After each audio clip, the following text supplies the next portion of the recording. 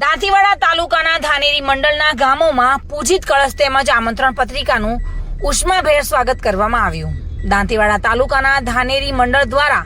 શ્રી ચામુંડા માતાના મંદિર ખાતે પ્રભુ શ્રી રામ જન્મભૂમિ તીર્થક્ષેત્ર મૂર્તિ પ્રાણ પ્રતિષ્ઠા મહોત્સવ આમંત્રણ પત્રિકા પૂજિત કળશમાં આવેલા અક્ષત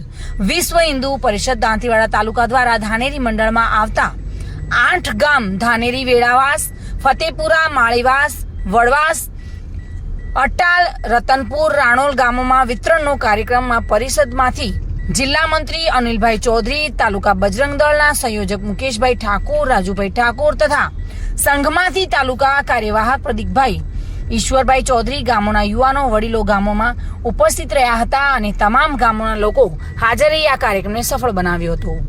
બલસી દરબાર સાથે bureau report, today Gujarati news.